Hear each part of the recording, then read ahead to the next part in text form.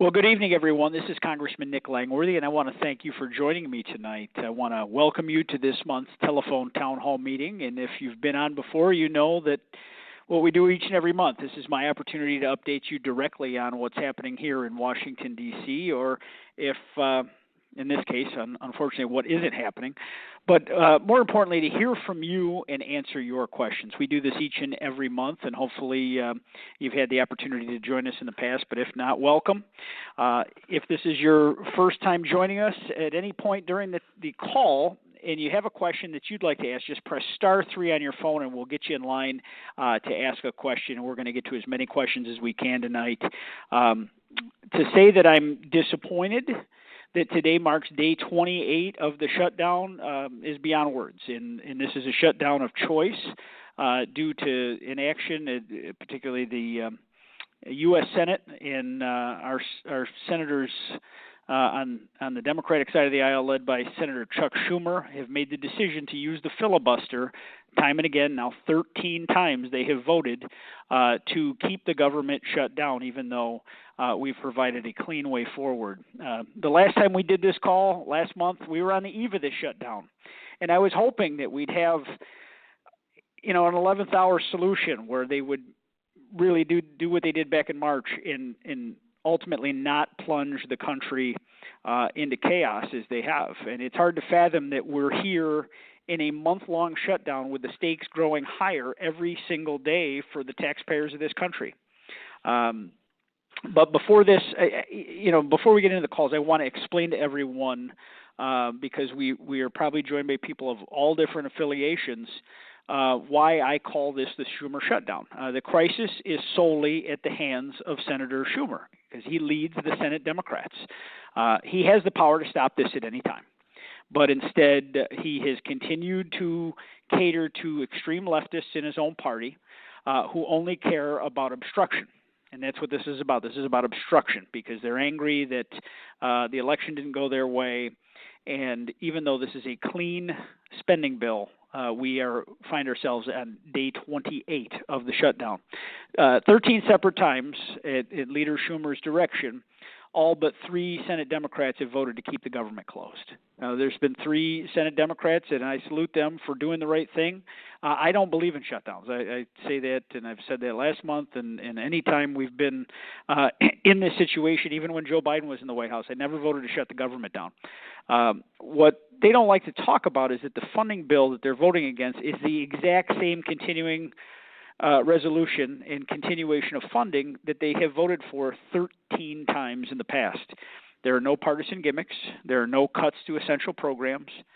And this is Biden-era spending levels that we're talking about. You might ask yourself, what is different this time? You have to rewind the tape back to March when the last funding bill was expiring. And at the 11th hour, after saying that Democrats were going to, quote, send the Republicans a message and vote no and shut down the government, they backtracked. They did the reasonable, sensible thing, which was to keep the government open and functional. Well, then all hell broke loose from the radicals, and they began facing calls for, Senator Schumer's ouster and, that he should be primaried. And Alexandria Ocasio-Cortez led the way on that. And the resist crowd was so angry that he didn't use the shutdown as a way to try to hurt President Trump's agenda that, he was facing those calls. And now fast forward to September 30th, when the short-term funding bill expired, and he decided that he cared more about his political future than the well-being of Americans. And you don't have to take my word for it. Just listen to what members of the Democratic Party themselves are saying. Schumer said, every day this gets better for us. Now, Americans are actually seeing right through their game, but we'll talk more about that later. Another Senate Democrat said that they were afraid to vote for it because they'll get the guillotine. I mean, that's ridiculous. And just days ago, the number 2 House Democrat says she knows that families will suffer, but their leverage is more important. It's just disgraceful. You're using the American people as pawns in a game. As a reminder, if you're just joining us, press *3 to get your question in line to be answered. Again, *3. And I've got a polling question here tonight. Do you support the government shutdown? If you support the shutdown and you want to keep the government shut down, press 1. If you are against the shutdown and want the government to reopen, press 2. Again, 1 for support of the shutdown, 2 to reopen. So while Senate Democrats are focused on trying to hurt President Trump and his agenda, there are millions of everyday Americans who are actually being hurt, and it is getting worse by the day. On November 1st, there's 42 million Americans, nearly 3 million New Yorkers, that lose their access to SNAP, which is commonly known as food stamps.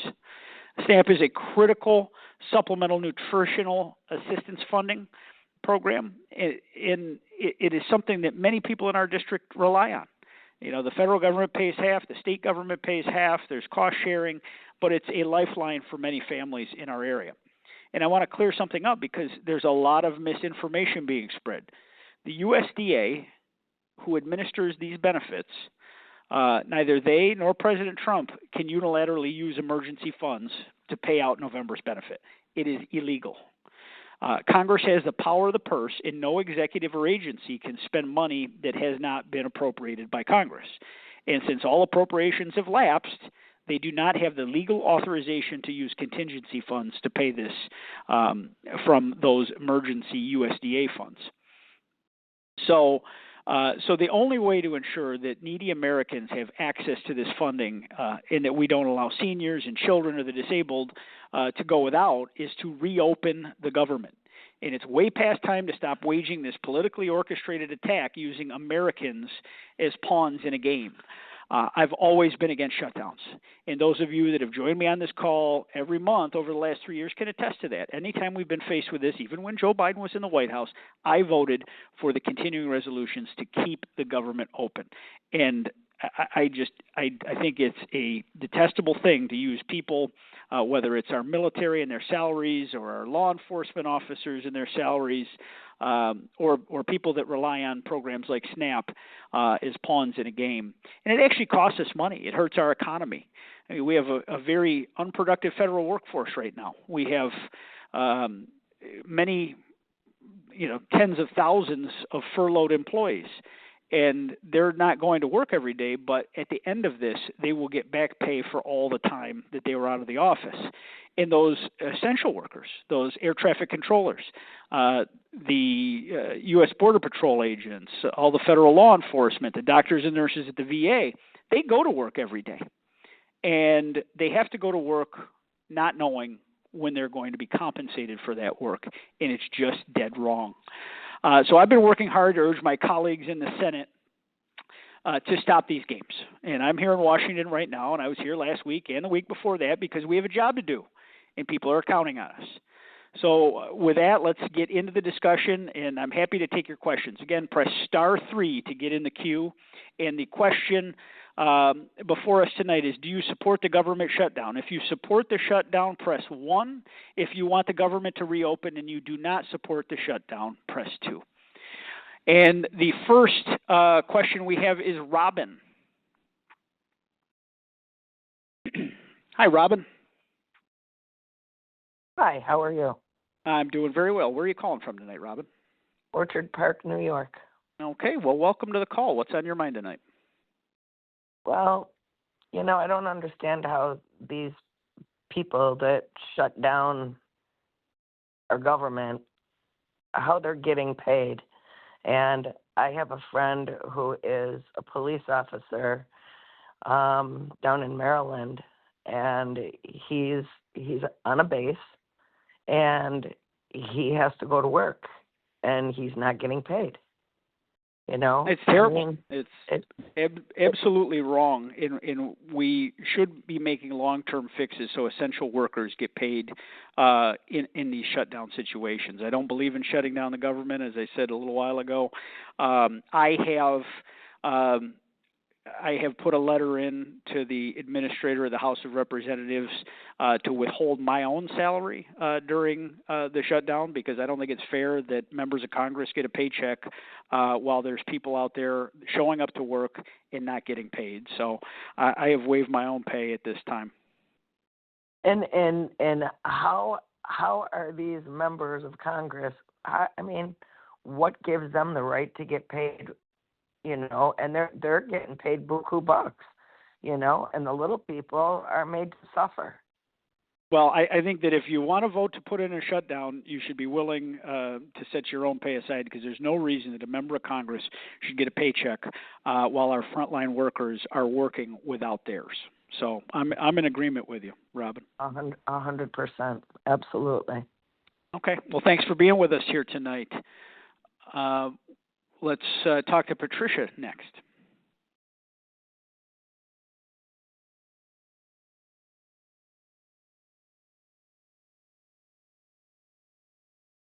Hi, Patricia. Are you on the line? I am. Are you there? I am. Where are you calling from tonight? Okay, great. I'm calling from Hammondsport. Oh, okay. Thanks for being with us. What's on your mind? I'd like to revisit this issue of the $6 billion reserve for the SNAP program. I mean, you say it's absolutely illegal to tap it. What would it take to get those funds released, and why do we have a reserve if we can't use it? Well, a reserve is for things that, like COVID, where you have an active appropriation and the funds are set aside for emergencies like that situation, or if there was a different catastrophe in the country, that you have a reserve fund of money that the secretary can implement to put emergency funding out there. It is not appropriated for the purposes of just monthly SNAP benefits. The way we can get out of it is reopen the government, and then everybody can get what they would get every single month. I mean, there's nothing being proven here other than inaction under the current status quo. But it would take an act of Congress, including 60 votes in the Senate, to approve the use of the emergency fund. So we should just open the government and just get on with the business. We could have negotiations on policy matters, because the CR was supposed to be for 52 days, so we had more time to negotiate the year-long spending. And what they've done with this shutdown is they're trying to prove a point, and the time for negotiation is not while the government is closed. We have to get the government reopened and then have the full year-long spending discussion. That will take 60 votes. They will have a seat at the negotiation table right away if they reopen the government and we can get back to the work of trying to do the full year-long budget. The federal budget goes September 30th to September 30th. And right now there's inaction because everything's chaotic with the shutdown. So those emergency funds cannot be used to cover this month's expense. So we do need to reopen the government to get those benefits back to the people where they belong. But a majority of senators have voted each and every vote to reopen the government, but it is because of the filibuster, the mechanism within the Senate where you need 60 votes rather than 50% plus one in order to move on with debate. So it's really the filibuster that's got us in this position, and Senator Schumer's been using that for his leverage. As Mitch McConnell did repeatedly when he was ahead of the Senate. But I don't believe that he kept the government closed like this. In the history of the country, there's never been a shutdown over a clean continuing resolution. I mean, this is something that's very routine. It was to get us 52 more days to negotiate the budget, and instead they just decided to shut down. Not saying that every Republican's ever been perfect. I mean, by all means, there's been mistakes made. This tactic was wrong when Newt Gingrich did it when he was Speaker of the House. I mean, a shutdown never ends in one side cheering that they're the big winner. But extortion is a crime. It is not a negotiation tactic. Well, I don't think a shutdown is extortion. I think accusing Democrats of being extortionists is a little over the line, don't you? I actually don't at this point, because they're demanding things that they know are a very unreasonable ask for a 52-day extension. And Senator Schumer himself said a few years ago when they were in the majority that they're happy to negotiate, but not with a gun to their head. And that's exactly the position that he's put the majority in at this point. So. Well, I think there's a lot more going on here than this conversation can handle. But thank you for your response. Well, thank you very much for being with us here tonight. Why don't we go to Jason? Hi, Jason. Hi. Can you hear me? Hi. Thanks for being with us. Where are you calling from? Cattaraugus County, little Great Valley. Excuse me. Very good. Thanks for being on the call tonight. Yep. It's a two-part question. Where's HR 4008? What's the status on that? You were a co-sponsor on that, I believe. Pay our correctional officers fairly. Well, as of right now, I believe that's still in committee. I don't think it's been reported out of committee. I would have to go back and look, but we can call you offline specifically. Yeah, it's in the oversight committee right now. It was referred there on June 12th. So right. We're still working it through at the committee process. It has not been marked up in committee yet. Okay. I work at FCI McKean down in Pennsylvania, but a lot of us live in Cattaraugus County that work down there. Right. And we're on day 29 tomorrow of not getting paid, but I believe it's called accepted, so we have to report to work. We can't use any leave. Absurd. None of this stuff. We do appreciate you solidarity with us, but we're hurting. It's a lot of the young kids are hurting. I have 23 and a half years in. I'm a discipline hearing officer there, but so I have some money saved up. But a lot of these young kids are hurting. They're going to food banks, can't afford gas to get to work. It's rough on them. And this is the human toll of a shutdown, where we're especially the mandatory reports, people that have to go to work during a shutdown are expected to do it to the best of their ability, and especially as a corrections officer. You've heard me talk a lot on these calls about the COs and what New York did to COs, and it was absolutely wrong. And the fact our federal COs, we don't have those in our district, but we have a lot of residents that, as you said, work in Pennsylvania facilities. I mean, your life's in danger every day at your job. Absolutely it is. And you can't attract and recruit and retain the employees, and they're working double shifts because people aren't coming into work because of the shutdown. So they're actually working. These kids are working 16-hour days, 7 days a week, and not getting paid for it.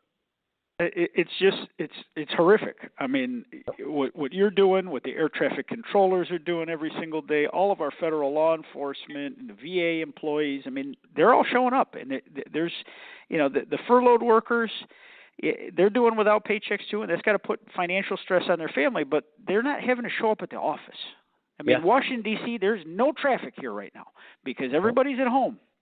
And in all those buildings full of people are empty right now. But your jail, everybody's got to come in every day, and it's just dead wrong. And there's a human toll to this, and that story's got to be told. And we don't hear enough about that on the news each and every day. I mean, because there's real people paying a real price or going into debt, having to borrow money, and putting real stress to put food on the table for their family and kids. So I'm with you guys all. I'm with you guys all the way. And if anything, please feel free to reach out to our office. But thank all the guys for me. We've got quite a few Cat County residents working there. I'd love to do that, Jason. We'll reach out. All right. Thank you. Thank you so much. All right. Take care. Next, we are going to talk to Muriel. Hi, Muriel. Talking to you before. Hello. Yes. Hello. Hi. How are you, Muriel? Where are you calling from? I'm calling from Stowe on Chautauqua Lake. Well, thank you so much for being with us. It's a beautiful part of the world there. It is. Mm-hmm. What's on your mind? Well, I was wondering, this is a terrible thing that's happening to us, and I'm so sorry it's affecting so many people. Not myself so much, but I know a lot of people that it does affect, having the government shut down, and very concerned about those people. And I was wondering what could be put in place in the future to keep this kind of thing from happening. These people have way too much power. I agree with you, Muriel, and I hate one thing people ask me what I really dislike about Congress and serving in it, and I hate these manufactured crises. Whether it's the debt ceiling or these shutdown deadlines. The reason that people they use brinksmanship, where you get right up to the edge. I mean, like a lot of times, leadership, no matter what party's in power, they have the spending deadline come right before Thanksgiving or right before Christmas, where they think people maybe aren't paying attention, or they want to basically force everyone to hurry up and vote for something, so otherwise you're going to miss a holiday with your family. And I think this brinksmanship should end. And I'm going to be looking when this shutdown ends, I want to look at permanent solutions to this. And one of those is to have an automatic continuing resolution. In the event that we don't come to an agreement on a budget, well, maybe it's an automatic budget like a school district in New York would do, where if the budget fails, well, there's an automatic budget that falls into place where it's there on a temporary basis. Say that you spend at 99% of the current rate while the rest of the negotiations going on. But that would prevent shutdowns. If we could put a provision there, and we're going to be, my staff is actually researching right now legislative solutions to that. There have been some ideas over the years, but this would prevent phony crises like this from happening. And because again, you're as you heard from our last caller, you're playing with people's lives. All in the name of proving some political point. And I've never seen in my lifetime a shutdown actually lead to the changes that someone holds out to try to get. Yes, it's very hard to believe that people who are elected to an office, what a privilege, would treat the people this way. It's just a real shame. It is awful. Well, I thank you for being with us, Muriel, and thank you for making the call here. Let's go next to Maggie. Hi, Maggie. Hi, thanks for taking my call. Well, thanks for being on the line. Where are you calling from? Elmira, New York. Woohoo! Okay. Thank you for being here. The first Elmira caller of the night. My question is, so many New Yorkers are concerned about their NYSEG bills. They're going up exponentially. I'm wondering, without bashing any political party or political office holder, what can we as New Yorkers do to bring NYSEG's overcharging practices to a halt? Well, I don't believe that NYSEG is necessarily hitting you with an overcharging as much as they have been mandated to raise rates by the state of New York based on the improvements that they've had to invest in the grid. And I've met with each of the utilities. The New York State Public Service Commission that serves at the pleasure of Governor Hochul has, I believe they're on their second of 3 rate increases in the same amount of years, where the State Public Service Commission governs the rates of what they're charging for energy. And as you look at your bill each and every month, there's a bill explainer that I think NYSEG has put on there. And listen, they're a for-profit entity, make no mistake. They wouldn't be doing this work if there wasn't profit in it. But at the same time, they have been mandated to invest tens of millions of dollars into the grid for the electrification mandates put forward by the state of New York.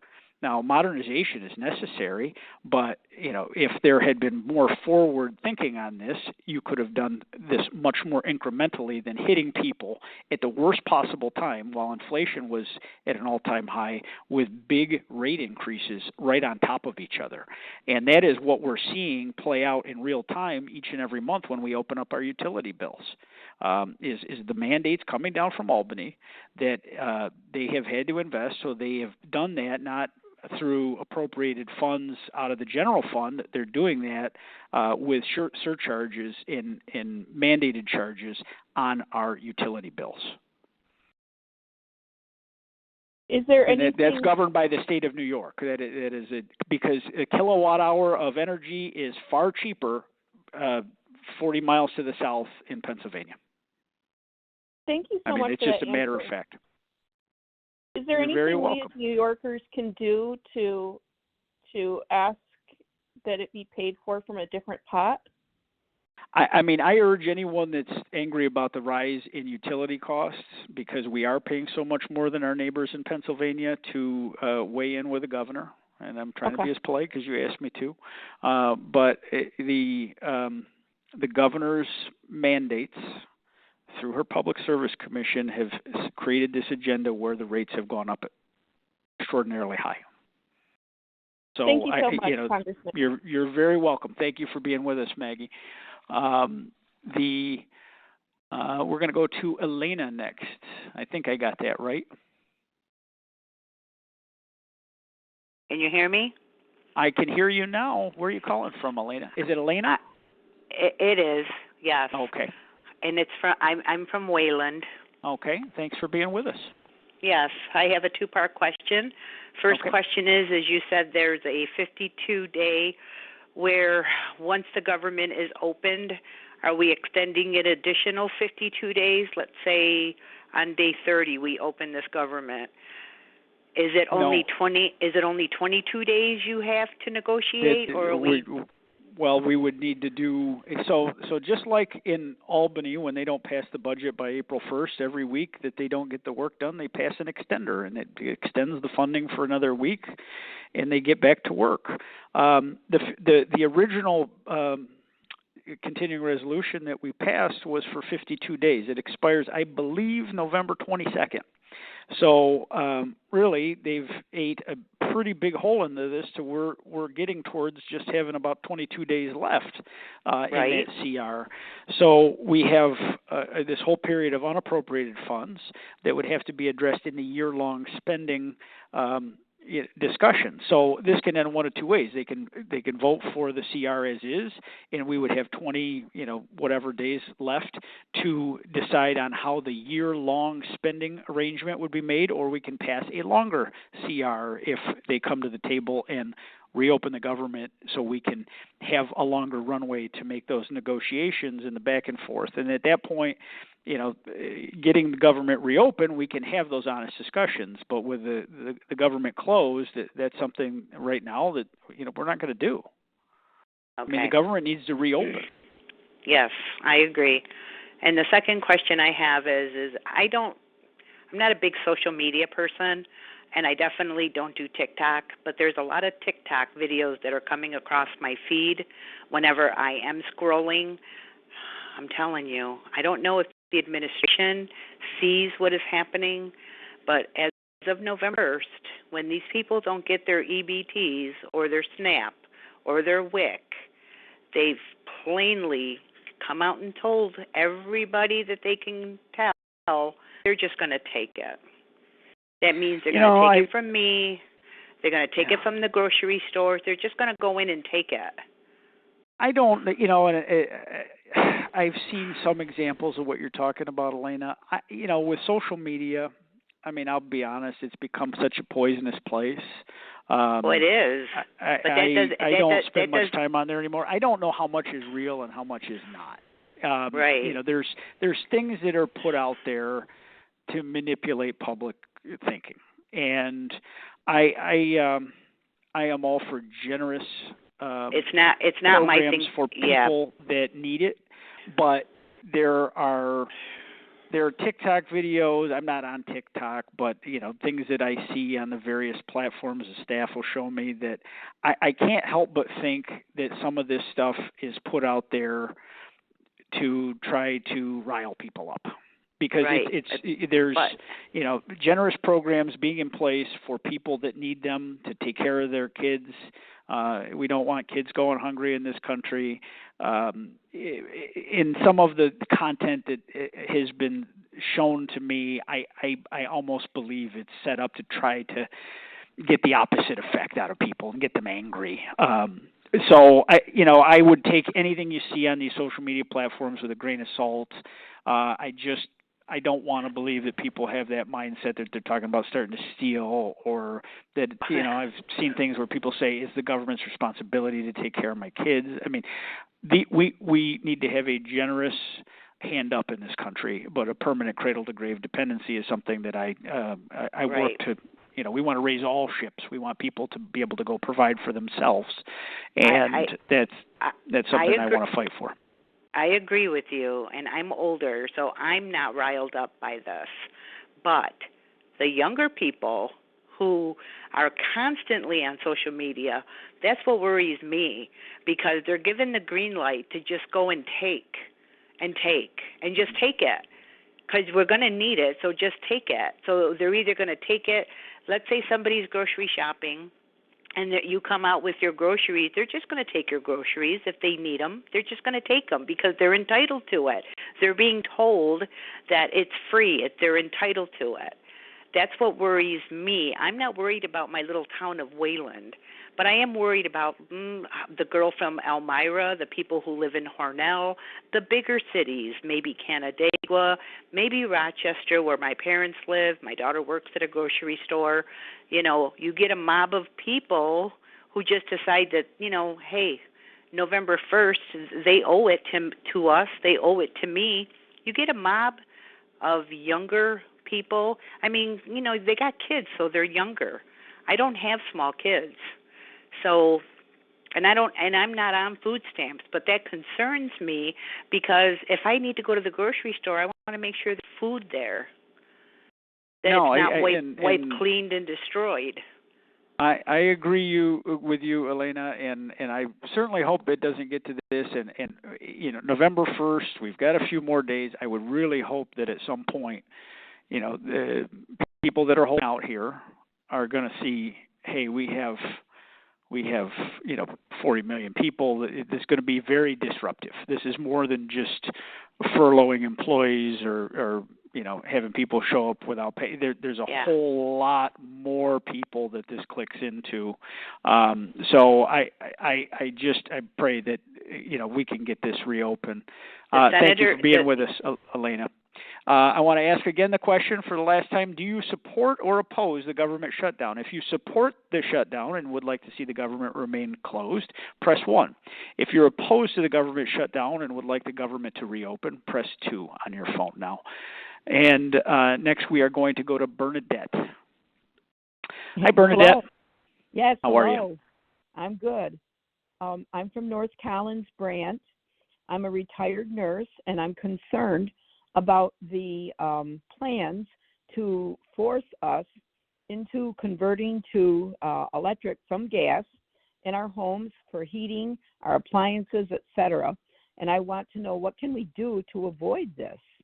Well, you and me both. I've been working very hard on this. I fought to get a seat on the Energy and Commerce Committee since coming to Congress because we had no one from the Northeast on that committee. And, you know, the Green New Deal is kind of an idea in Washington, but it's the law in New York. And Governor Hochul and the legislature maybe 3 years ago now, put in the state budget that on January 1st of next year, you can no longer build a new home or a building under 7 stories with a natural gas hookup or a propane hookup. They all have to be fully electrified. So I got to work, and I got, you know, some experts together. We wrote a 2-page bill that is essentially a ban of bans. So no state or locality can ban safe and legal forms of energy based on source. And we call that the Energy Choice Act. And the Energy Choice Act is as soon as we get the government reopened, is due to be reported out of the Energy and Commerce Committee. We have 114 co-sponsors as of today. We have a bill that's identical in the Senate, and it's a race against the clock. I mean, this unfortunately, the shutdown has slowed down our efforts some, but we've been really working with a lot of my colleagues to get their buy-in on this. And we've even got several Democrats from around the country that have co-sponsored this bill, and I think many will vote for it. But this is a matter of life and death. I mean, they're not going to stop at new construction. This is the first step. And then it'll be retrofitting, and then it'll be banning all, you know, natural gas furnaces. And any of us that have lived through a tough storm, I mean, I think of that Buffalo blizzard in 22 over Christmas. I mean, 69 people died in that storm, and many of those people were those that died when they had electric power and the electricity went out. Mm-hmm. And in our climate, in a place that gets a lot of lake effect snow, and the lines go down, and I mean that storm was very desperate. I mean it's really the only time I've feared if I could take care of my family, and because 911 collapsed, you know, the power companies were pre-positioned, but it was 70-mile-an-hour winds. They couldn't put the bucket trucks up. And excuse me, how did the Amish? I'm what about the Amish? With you have had legislative proposals out of Albany trying to ban wood heat. I mean, Yes. people in New York City trying to make policy for places that they couldn't fathom or understand.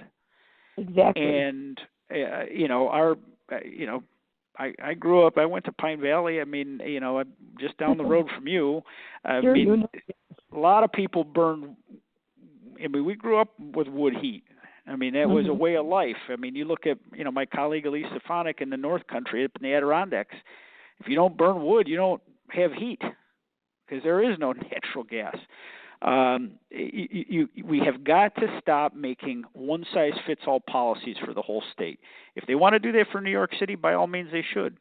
But they're going to drive up the costs and drive more people out of here. And that's the biggest problem here is a lot of the topics we've talked about tonight, they're driving more and more people to move away from New York. And that's something that, we have got to work together to reverse the curse. I mean, too many of our friends and loved ones leave New York every single year for more freedom elsewhere, whether it's economic or personal freedom. And this energy fight is one of the reasons I ran for Congress. It's certainly the reason I wanted to be on the Energy and Commerce Committee. And I believe we're fighting for a life and death situation for our constituents and our residents here. And my son is a farmer. You can't move a farm out of state. You can't move a farm. You got to just declare bankruptcy and leave and walk away. And that's it's the crime. Like we're being faced in all these things coming down from on high in Albany, and they don't. It's not like this was the public crying out for this. This is something that was tucked into the budget, a massive bill, and it was done in the middle of the night. No one ever talked about it. I mean, that's why we really started going out there and talking about this fix I'm trying to put there so that there's a federal solution to this because, a lot of people didn't even know it's upon us. And you just have a few short months. If you don't have your building permit stamped by New Year's Eve, you're out of luck. You got to go full electric.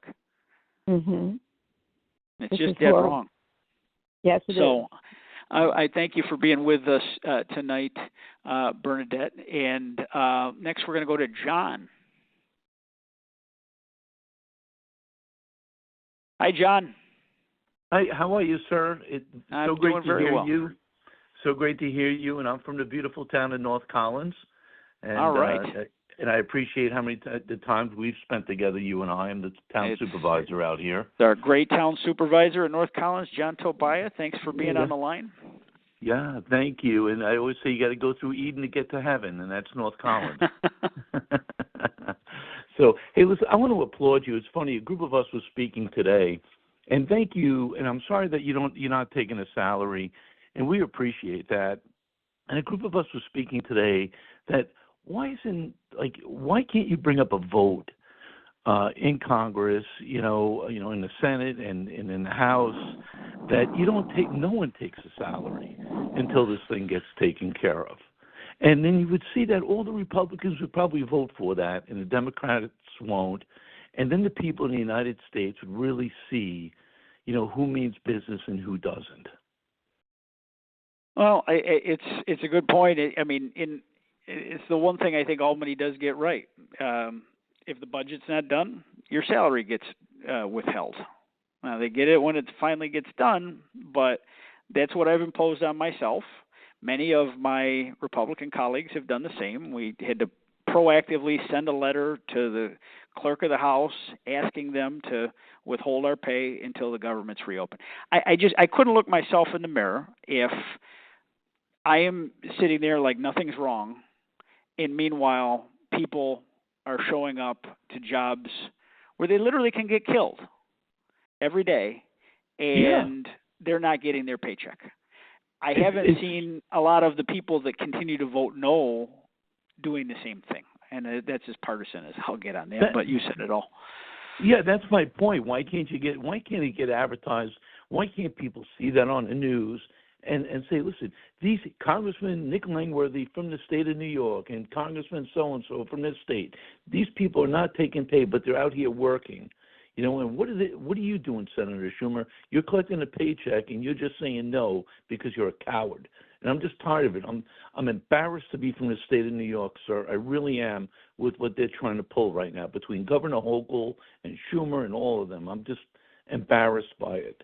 And to be a true leader, it's someone like yourself, to lead the way, don't take the pay, and be there working and try to get this thing done. And I applaud you for it. Well, this is my third week in a row. I've come to Washington. We don't have votes scheduled, but I'm here. And we're taking meetings, and our staff's been working straight through trying to help people with their problems with federal agencies and things. And I think you got to lead by example, and that's why I did what I did. But I really appreciate you being with us, John. Next, we're going to go to Roger. Hi, from Roger. Ellington. I'm from Ellington. Yeah. Very nice to hear from you. And I think you knew Bob Spees. Oh, sure did.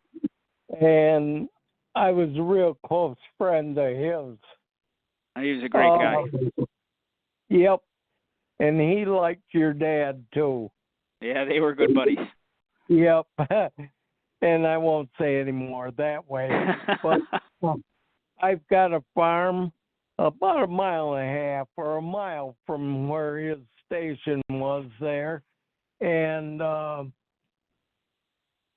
in the last 3 or 4 years, my electric bill's gone up by 3 times. My fuel costs have gone up 3 times. And, it's, even though I'm retired, you got to pay the taxes. And I'm sitting on, an area where they could do the horizontal fracking. And, we can't depend on electric here. I've got a generator, but I got to run a tractor on it to keep it going. And so I need some diesel fuel. And I've been 3 days without electric in just my road. And if they have everybody on electric, it'd take them 10 years to get the electric to Ellington. Well, I'm sorry you're having these struggles, Roger, but the grid is not prepared for full electrification. And our farmers are the best example of that. There's so much of your equipment. I was out at a real big dairy out in Randolph, one of the biggest dairies in my whole district, and they put a manure digester in there. And that, you want to talk about green energy? Well, you're going to create gas from the waste of the cows, and it's 4 different companies bid on the putting the digester in. They put all the money up. It was a $20 million project, and it was a 20 million gallon tank for the manure. But New York, it took 3 years to get the Cat 1 power to come out to the farm. Because it's so difficult to get this ready. And meanwhile, here's a for-profit entity that's going to create new energy. They have to take the gas that comes off the manure down to Pennsylvania because New York won't let more pipeline expansion in.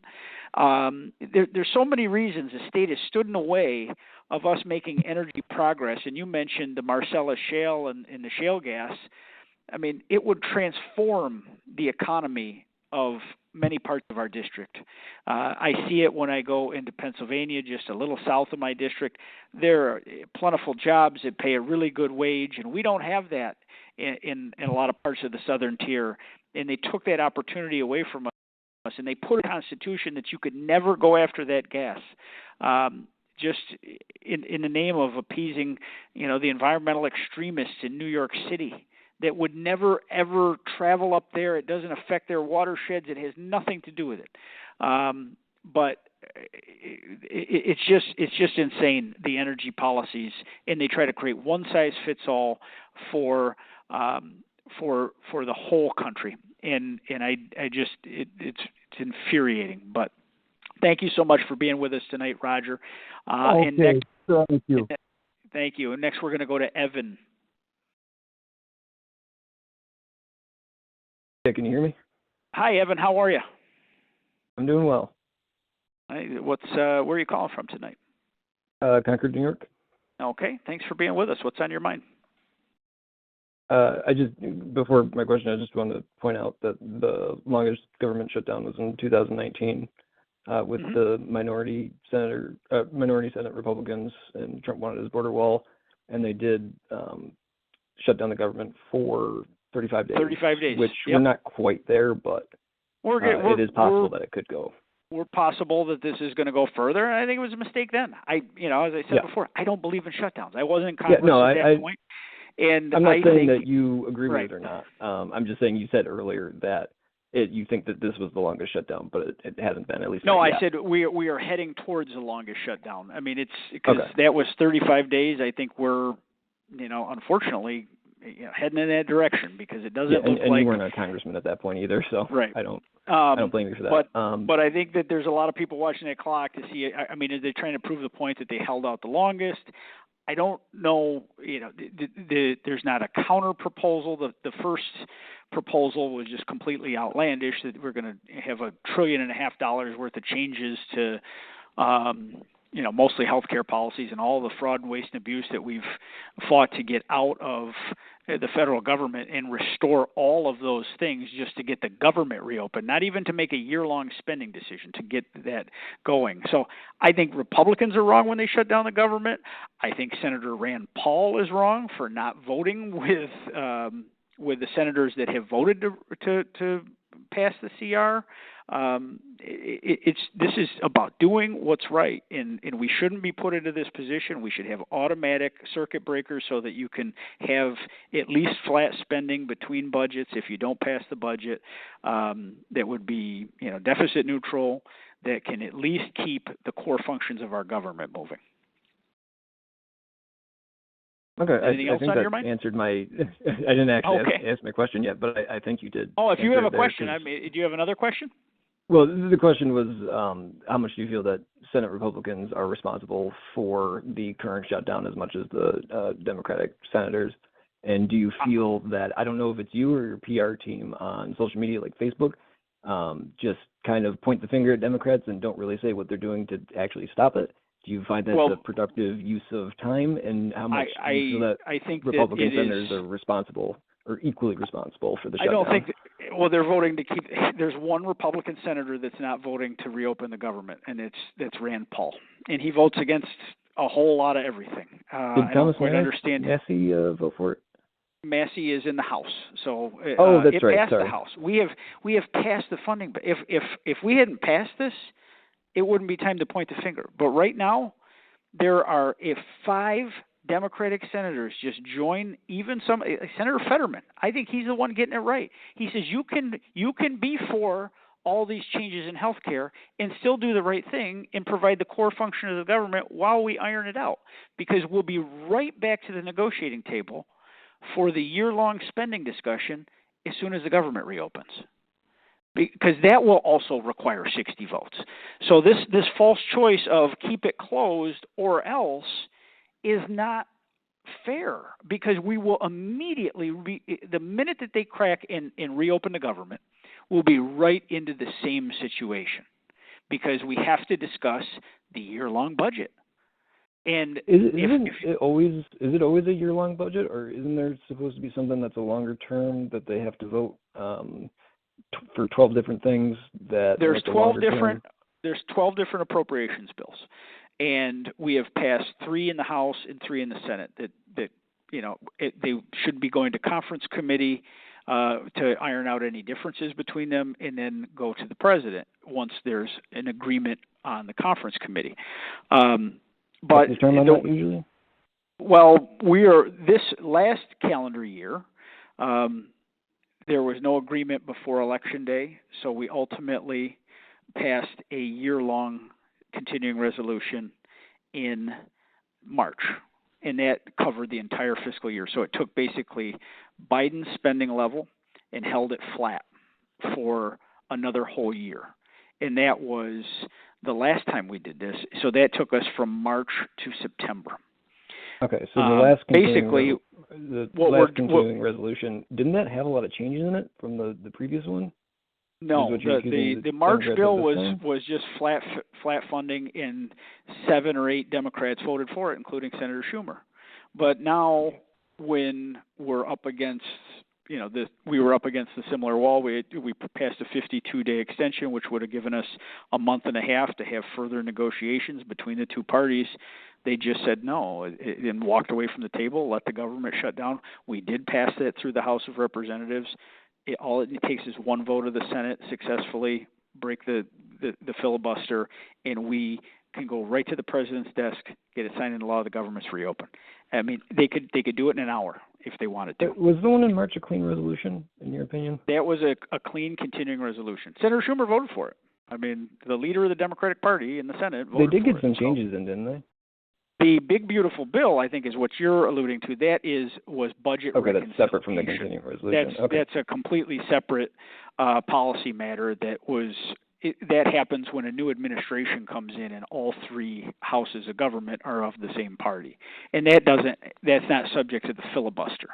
This is because 53 senators have voted for opening the government, but it requires 60. And that's, using the quirk in the Senate rules. So we have a majority of the senators. We even have a bipartisan group of senators. We don't have 60 senators. And that's what's lacking, is that last 6 or so senators to join together to say, okay, let's get this reopened so we could have legitimate iron out whatever policy differences that we have. So thank you so much for being with me tonight, Evan. Next, we are going to Denise. Hi, Denise. Hello, Denise. Can you hear me? I can hear you now. Where are you calling from? Okay. I thought I was on mute. Sorry. That's okay. Hi, Congressman. How are you today? I'm doing okay. What's on your mind? I'm calling from Concord, New York. Okay. Thank you. Just like the last caller, I guess. I'm calling because I live on a hill or halfway up. I'm a farmer, and I own about 12, 14 acres, which isn't much for out here, of course, but we do not have water on this hill. The wells are dry. People are building houses, and there's no water. There was a water tower on the corner of Trevitt and Brown Hill, and that was torn down. And the money disappeared. They were given money done by to the town or by the county? Tower. By the county. Okay. So they were given, we're all county roads, at least around here. They were given money to rebuild that water tower, to put a pumping station in to go up the hill because there's so many issues. So I've been dealing with the town. There's been plenty of petitions that went in. I've been dealing with the town, and they had told me that they're not sure where the money for the tower went, and they were going to get back to me. And the petitions they have not done anything with. What else can I tell you? Okay. They also told me that, sorry to interrupt, they also told me that if one house in Concord has water, then every house has to have water. Well, there's water running. Well, I don't believe that's accurate on public water. Right. Denise, I think I have to probably call you offline, and we have to gather some information from the town and the county so we can really see what's going on here. I'm not as familiar with that water project. It's not something that I was involved with. So I'm going to call you, me and my team are going to call you to discuss this and kind of have a conversation with the supervisor and the water authority or any of the needed players in that. Is that okay? Yeah, that'd be great. I mean, they have fire hydrants running for over a month, just dumping water out around here. So it was dry. Why it was really give dry. Me water then? I know it has been, but we drive all the way to Erie County Water Authority to get tanks of water just to make sure we don't run out. So it's not a good situation, and the water is right there. I could throw a rock at it. And now Crazy. they're putting gas in for those people. Well, Denise, we'll give you a call and see what we can dig into in that situation. Thank you so much for being with us here. We're now going to talk to Glenna. Hi, Glenna. Hello. Hi. Where are you calling from tonight, Glenna? Berkshire, New York. Okay. Thanks for being with us. What's on your mind? Not a problem. Well, there's a lot of things, but I'll narrow it down. One lady already mentioned it about the whole NYSEG bills and all that.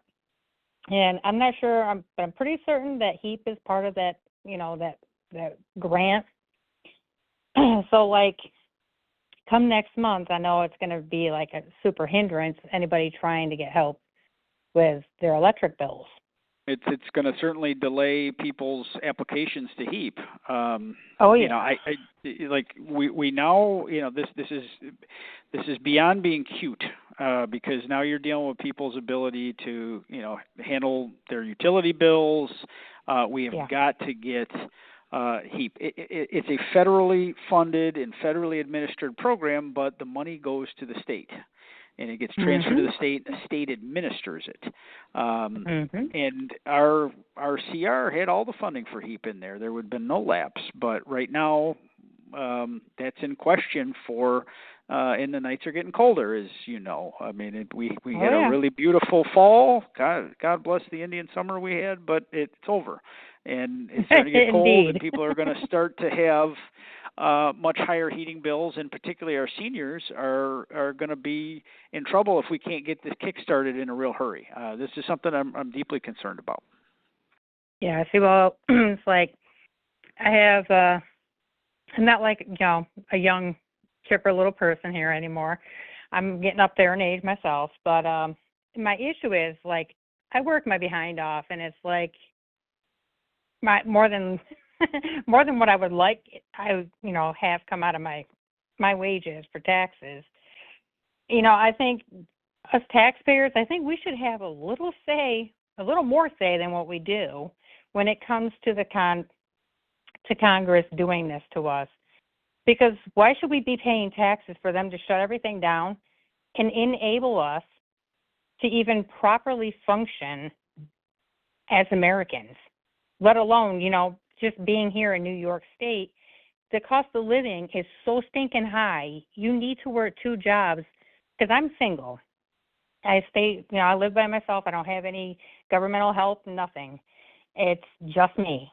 If I don't work 2 jobs, I can't keep the roof over my head. I can't pay the utilities. This is ridiculous. And then the cost of food, just like highway robbery. There's no relief.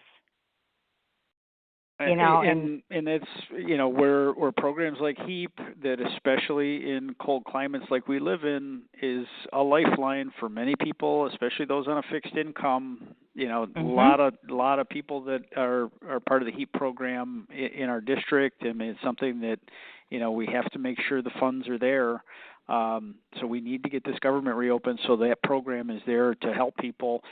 Just like in the summer months, that program is also there for people in states like Arizona or Texas that, they have higher utility bills in the summertime to cool down because they have to have air conditioning or you'll die. These are lifeline programs, and you're playing with people's lives with this kind of shutdown. It's all fun and games until somebody gets hurt, and people are on the verge of getting hurt here. So I really appreciate you being with us tonight, Glenna. We're up against it. We have our last caller tonight is Timothy. Hi, Timothy. Yes, Mr. Langworthy. Yes. What's on your mind? Where are you calling from? Thank you, Mr. Congressman, for taking my call. You're very welcome. I've tried about 4 times, and finally I get through. Well, hey, we try to get to as many as we can in the time we're allotted. So what's on your mind tonight? Well, I would like to let all of the listeners on this call know that back November 1st, all of my Medicaid benefits were taken away by our wonderful governor. they want to blame the Republicans and President Trump for doing this, and that was something that was done before the election, before he took office, January 20th. I don't quite understand how she's getting away with this. Well, I don't know your personal situation, and I'd be happy to, either myself or my staff give you a call to, work through anything that you're going through. But any of the changes to programs that have happened since President Trump took office that were part of our working families tax cuts package, that doesn't kick in until the end of the decade. So I do sense there's a lot of changes being made to programs, and there's healthcare agencies that are trying to get out of things that maybe don't make them money, and they're trying to blame it on changes to the healthcare system, which is just not one dime has changed in terms of funding formulas.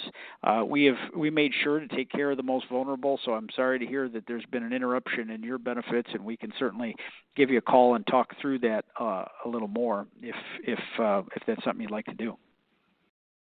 Yes, it is, sir, because I've already spoken to your office, but